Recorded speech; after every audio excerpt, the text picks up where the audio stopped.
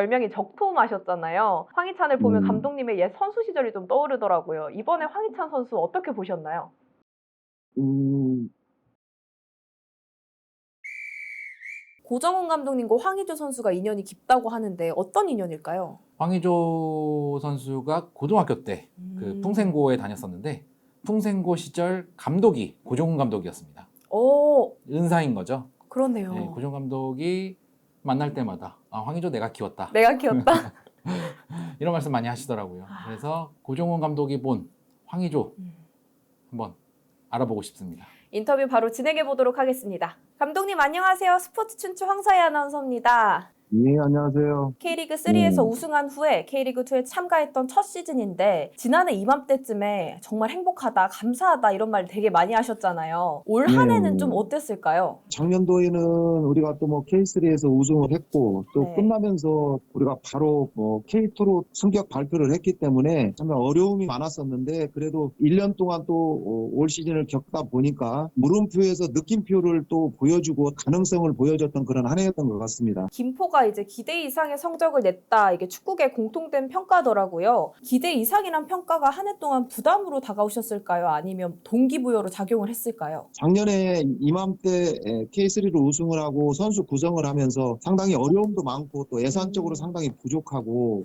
인재풀에 상당히 놓여 있었기 때문에 상당히 힘든 어떤 한 해가 될 거라고 생각을 했었는데 김포 시민들의 어떤 축구에 대한 열정이라든지 우리 축구단에 대한 애정이 또 우리 선수들한테 그런 부분이 상당히 동기부여가 되고 감사하게 1년 동안 좋은 성과를 내지 않았나 그렇게 생각을 합니다. 앞서서 김포 시민분들 이야기 해주셨는데 김포 FC는 성적도 중요하지만 팬 서비스가 상당히 좋더라고요. 경기 후에 뭐 선수들을 기다리는 팬들에게 사인도 해주고 같이 사진도 찍어주는데 혹시 감독님께서 팬 서비스 관련해서 선수들에게 강조하는 부분이 있을까요? 프로 선수라면 관객이 없으면 관중이 없으면 우리는 없는 거기 때문에 경기 끝나고 조금 힘들어도 빨리 좀 샤워를 하고 나가서 팬 서비스 차원에서 또 기다리는 친구들이 대부분 네.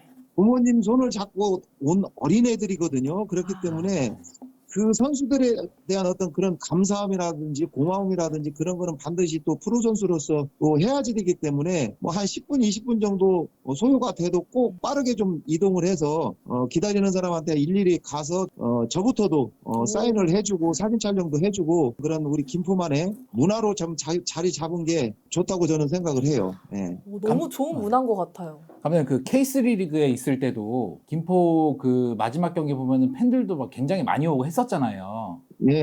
올해 그렇게 K2로 올라왔을 때 여기가 좀 K2구나 여기가 K리그구나 좀 언제 좀 많이 느끼셨나요? 팬들을 통해서. 시간에 굉장히 많이 쫓기다가 구단이 창단이 됐고 2부 리그 발표가 됐고 또 네네. 행정 직원들도 또 들어오고 그러는 상황에서 서포터스라는 어떤 그런 개념도 사실은 우리 직원들도 몰랐었고 서포터스. 그런 과정에서 네네네. 우리 김포 시민들에 대한 축구에 대한 애정이라든지 어떤 그런 부분이 상당히 우리 선수들한테는 굉장히 동기부여가 많이 됐던 것 같아요. 특히나 이제 연령층들이 대부분 젊은 층 그런 퍼포먼스를 보여주는 어떤 그런 계기가 되지 않았나 생각을 합니다.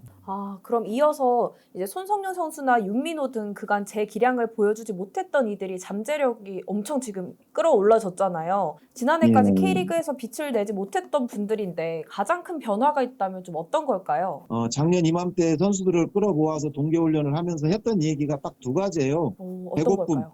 배고픔 또 처절함 그런 거를 좀 가지고 경기에 임해달라고 했고 힘든 상황에서 우리 선수들이 감독의 말을 좀 많이 잘 따라줬고 성적이 좋은 한 해였던 것 같아요. 감독님 선수들한테 동기부여가 대단히 중요하잖아요. 네, 감독님 같은 경우에는 정말 한국 최고의 선수로 고점을 이렇게 찍어보신 분인데 사실 손석영이나 윤민호 같은 경우에는 어떻게 보면은 축구 인생에 있어서 최고의 시즌을 보냈는데 여기서 좀 한 단계 더 올라서려면은 좀 어떤 동기부여를 갖고 다음 시즌을 준비해야 될까요? 스킬 결국은 축구는 물론 정신력도 좋고 뭐 체력적도 좋지만 그거는 어떤 기본 베이스고 결국은 어떤 공격수라면 정점을 찍을 수 있는 어떤 득점력이라든지 미드필드라면 어떤 포인트를 올릴 수 있는 어떤 킬패스라든지 어떤 그런 스킬들을 조금 더 끌어올려야 K2가 아닌 K1이나 또 대표 선수까지 어떤 바라볼 수 있는 어떤 그런 선수로 발전을 하기 때문에 네네. 본인들이 조금 더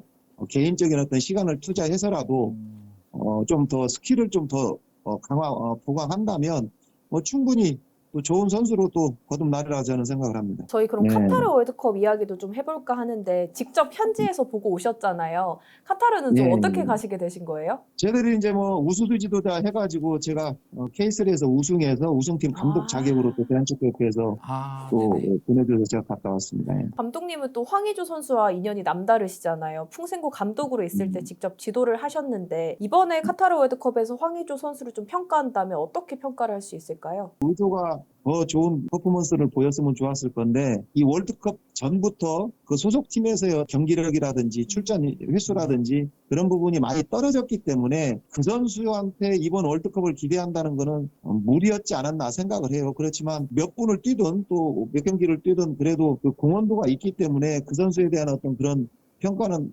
차주치고 일단은 빨리 팀에서의 자리를 잡는 게 지금은 제일 우선인 것 같아요. 그럼 축구 선배로서 황의조 선수에게 해주고 싶은 메시지가 있다면 어떤 걸까요?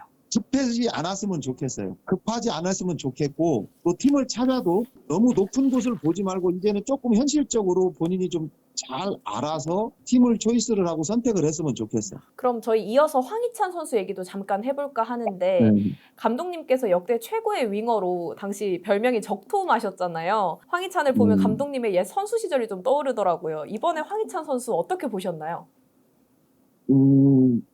아쉬웠던 게 물론 결과론이지만 첫 경기부터 황희찬 선수가 나와서 손흥민 선수가 어려움을 겪고 있을 때 네. 양쪽에서 많이 흔들어졌으면 측면에서 흔들어졌으면 우리가 더 좀 수월하게 예선 통과뿐만 아니라 16강도 넘지 않았나 저는 생각을 해요. 물론 결과론이지만 마지막 경기에서 활약으로 정말 전혀 다른 경기를 했었거든요. 그렇기 네네네. 때문에 그 선수가 조금 더 일찍 근육 부상이 좀 회복이 돼서 예선 첫 경기부터 좀 우리가 활용을 했다면 더 좋은 어떤 그런 퍼포먼스를 보였고 우리 대한민국이 더 높은 위치까지 가지 않았나 그런 생각을 합니다. 황희찬 선수 역시 소속팀에서 이제 주전 경쟁도 밀리고 부상의 아픔이 좀 있잖아요. 근데 또 16강에서는 16강 진출에 엄청 이바지를 많이 한 선수인데 그 비결이 뭐라고 생각하시나요? 소속팀에서 베스트도 아니는 어중간한 어떤 상황인데 이 월드컵이라는 어떤 그런 무대에서 황희찬 선수 같은 경우는 그런 간절함이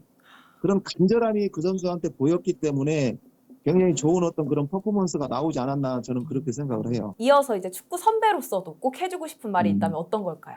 글쎄요, 저는 선수로서 제일 걱정되는 부분은 우리 황희찬 선수 같은 경우도 근육 부상이라든지 어떤 그런 부상에 대한 어떤 우려들이 많기 때문에 첫째는 부상을 좀 조심했으면 좋겠고 그 선수에 대한 어떤 그런 피지컬이라든지 어떤 경기 능력이라든지 어떤 그런 거는 믿어 의심치 않는데 그런 부상이라든지 어떤 그런 것만 조심을 한다면 아직까지도 젊은 선수고 상당히 밝은 선수이기 때문에 이런 지금같이만 이렇게 성장을 한다면 하이 레벨로 갈 수 있는 그런 선수라고 생각을 합니다. 우리가 네. 2010년 남아프리카 공화국 월드컵 이후 처음 이제 16강에 갔잖아요. 네. 그리고 4년 4개월을 준비한 팀이 월드컵에 나간 게 좀 처음이고 한데 이번 대회를 통해서 좀 한국 축구가 좀 교훈으로 삼아야 될 게 있다면 딱 한 가지를 꼽아주신다면 뭐가 있을까요? 우리 대표팀이 더 성장을 하려면 공격수들에 대한 어떤 유럽 진출도 물론 더 앞으로 더 많이 해야지 되겠지만 네네. 수비수들도 공격수들 못지않게 김민재 선수 같이 더욱더 많은 선수들이 유럽 쪽에 많이 진출을 해서 어떤 경험을 쌓고 한다면